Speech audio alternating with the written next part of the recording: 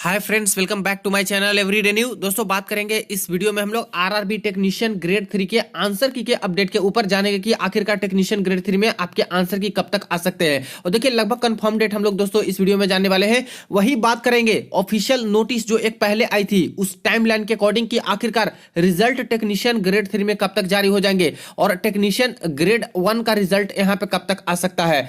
DB medical के लिए कब तक छात्रों को बुलाया जा सकते हैं, किस समय से पहले तक रिजल्ट आना मुश्किल है और कब तक रिजल्ट आपके आ जाएंगे, पैनल कब तक आ जाएगा। तो चलिए एक एक करके सारे अपडेट को देख लेते हैं। इससे पहले जो लोग चैनल पे नए हैं वो जल्द से जल्द चैनल को सब्सक्राइब करके बेल बटन जरूर दबा दीजिएगा रेलवे भर्ती की पल पल की अपडेट के लिए। दोस्तों, जैसा कि टेक्नीशियन ग्रेड 3 का जो यहाँ पे पेपर है डिफरेंट डेट्स में यहाँ समाप्त हुए। जैसे कि यहाँ पे इस डेट तक आपका जो पेपर है वो चला था, 20 से शुरू हुआ सेकंड शिफ्ट से और 30/12/2024 को यहाँ पे समाप्त हो गए हैं। अब छात्र हैं जो कि आंसर की का इंतजार कर रहे हैं, क्योंकि आंसर की के बाद ही पता चल पाएंगे कि एक्चुअली छात्र के रॉ मार्क्स कितने बन रहे हैं कटपीट के। ठीक है, अब बात करते हैं दोस्तों कुछ डेटा के अकॉर्डिंग इस बार जो रेलवे पेपर कंडक्ट करा रही है बिल्कुल अलग तरीके से चल रही है। इतना जल्दी दोस्तों आंसर की ये लोग देते नहीं थे। असिस्टेंट लोको पायलट में बात करते हैं तो एएलपी का इन्होंने आंसर की दोस्तों 5 दिन के अंदर जारी कर दिया, एग्जाम लिया और 5 डेज के अंदर आ गया।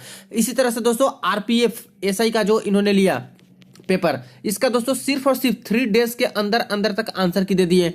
जूनियर इंजीनियर की बात करें तो जूनियर इंजीनियर का दोस्तों ये 5 दिन के अंदर इसका भी है जो कि आंसर की वेबसाइट पे पब्लिश कर दिया।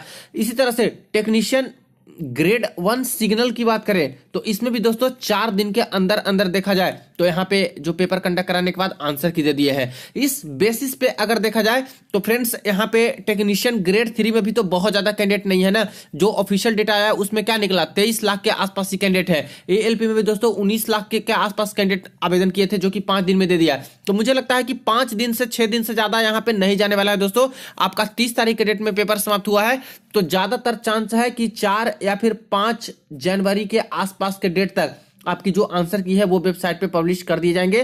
5 जनवरी को यहाँ पे संडे है, हालांकि इस बार दोस्तों संडे को भी कई सारी नोटिस कई सारी अपडेट्स आ रही है, तो ऐसा मान के तो चलना नहीं है कि संडे को नहीं आ सकता है, आ सकता है, पॉसिबिलिटी है। लेकिन अगर किसी कारणवश से 5 को नहीं दे पाते हैं तो कंफर्म मान के चलिए कि 6 जनवरी के डेट तक तो यहाँ पे पक्का आपका जो है आंसर की वेबसाइट पे पब्लिश कर ही देंगे, जिसमें आप लोग अपने आंसर की देख पाओगे। और इसी तरह से जितने क्वेश्चन पे आपको गलत लगे उस पर ऑब्जेक्शन रेज कीजिएगा। यहाँ पे कुछ क्वेरी कैंडिडेट के रहते हैं, यहाँ पे एक इंपॉर्टेंट क्वेरी भी रहता है छात्र का कि सर जिस क्वेश्चन पे मैंने अटेम्प्ट ही नहीं लिया है अगर वो क्वेश्चन गलत है तो क्या उस पे भी मैं ऑब्जेक्शन रेज कर सकता हूं।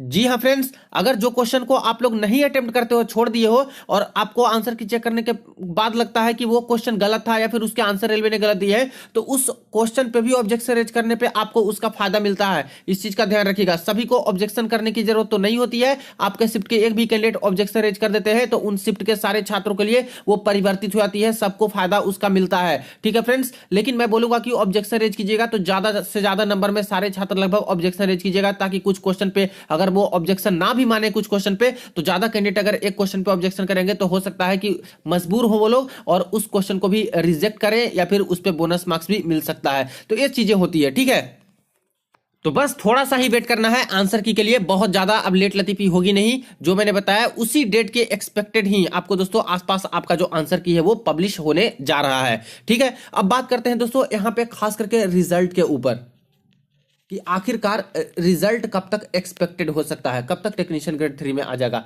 टेक्नीशियन ग्रेड 1 में कब तक यहाँ पे रिजल्ट आ जाएगा। इसके बाद प्रोसेस शुरू होता है दोस्तों डीबी और मेडिकल का। चूंकि एक ही सीबीटी का पेपर था तो यहाँ पे सीबी2 तो होना नहीं है, डायरेक्ट रिजल्ट आएगा, इसको डीबी मेडिकल के लिए शॉर्ट लिस्टेड कर लिए जाओगे। तो आखिरकार डीबी मेडिकल कब तक यहाँ पे कंडक्ट हो सकते हैं। जो पैनल आती है यानी कि सारा डीबी मेडिकल हो जाने के बाद जिनका सब कुछ सही पाया जाता है उनका दोस्तों नाम आता है पैनल लिस्ट में, और पैनल लिस्ट में नाम आ गया समझिए कि आपकी नौकरी लग गई। इसी के बेसिस पे आपकी ज्वाइनिंग लेटर है जो कि डिवीजन अलॉटमेंट करके भेजा जाता है। तो आखिर ये पैनल लिस्ट, फाइनल वाली लिस्ट कब तक यहाँ पे आ सकती है। तो रेलवे के प्रीवियस के ऑफिशियल जो नोटिस आई है फ्रेंड्स टाइमलाइन वाली, उसके अकॉर्डिंग हम लोग समझते हैं, उससे ज्यादा समझ में आएगा। देखिए जब फॉर्म फिलअप शुरू हुआ था फ्रेंड्स टेक्नीशियन ग्रेड 3 में और टेक्नीशियन ग्रेड 1 में, तो टोटल उस समय 9000 वैकेंसी था। इन्होंने एक टाइमलाइन जारी किया था अलग से, जिसमें ये सारा डेट तो फेल होते हुए नजर आ गया, पेपर भी समय से नहीं लिए। हालांकि पेपर तो सटीक बैठ गया फ्रेंड्स। जैसे कि बात करें तो लिखा था the computer based test CBTs are tentatively scheduled to be held between October and December. तो अक्टूबर में तो नहीं पेपर हो पाया, नवंबर में भी नहीं हो पाया, लेकिन दोस्तों दिसंबर माह में तो आपका पेपर हो गया। टेक्नीशियन ग्रेड 1 का भी कंप्लीट हो गया, टेक्नीशियन ग्रेड 3 में भी हो गया। लेकिन यही कह लें कि दिसंबर के अंतिम तक दोस्तों आपका पेपर है जो कि चला गया। ठीक है, अब इस बेसिस पे बात करें, इस टाइमलाइन के अकॉर्डिंग अगर हम लोग देख के चलते हैं, तो यहां पे रेलवे ने क्या बोला था, shortlist for document verification will be released in February 2025। यानी कि इस अकॉर्डिंग अगर आपका पेपर कंडक्ट होता है तो फरवरी 2025 में आपको शॉर्ट लिस्ट कर लिया जाएगा डॉक्यूमेंट वेरिफिकेशन और मेडिकल टेस्ट के लिए। यानी हर आरआरबी जोन से लिस्ट आएगी दोस्तों, जिसमें डीबी मेडिकल के लिए जितनी वैकेंसी है उसके ही रेशियो में, जैसे किसी जगह पे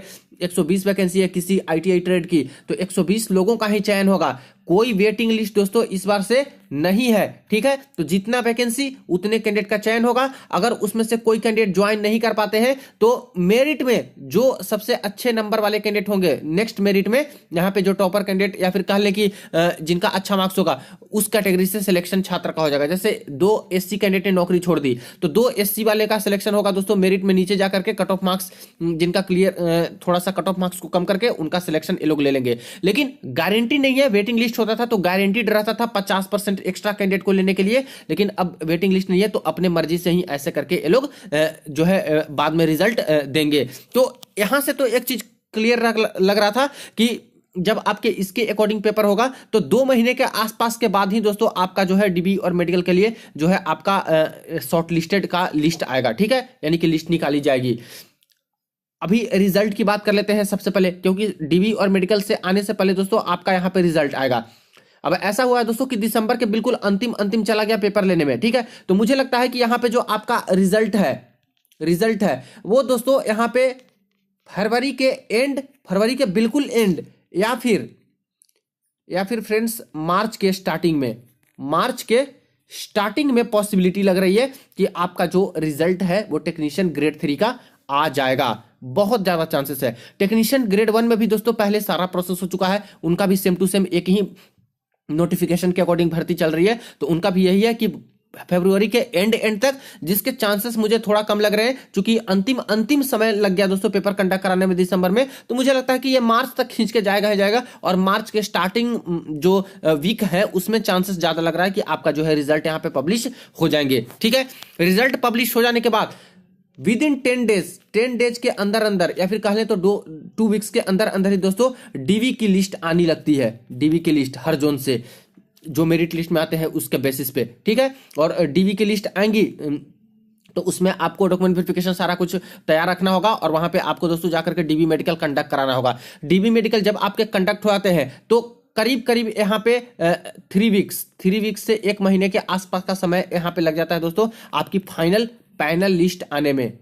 पैनल लिस्ट, ठीक है, तो कह ले तो डीबी और मेडिकल मुझे लग रहा है कि मार्च एंड तक दोस्तों बिल्कुल पॉसिबिलिटी है कि टेक्नीशियन ग्रेड 3 टेक्नीशियन ग्रेड 1 में आपका मार्च एंड तक डीवी और मेडिकल कंडक्ट कराया जाएगा। और रही बात पैनल लिस्ट की, तो पैनल लिस्ट अप्रैल माह में दोस्तों आपकी आ सकती है, ये ज्यादातर चांसेस है।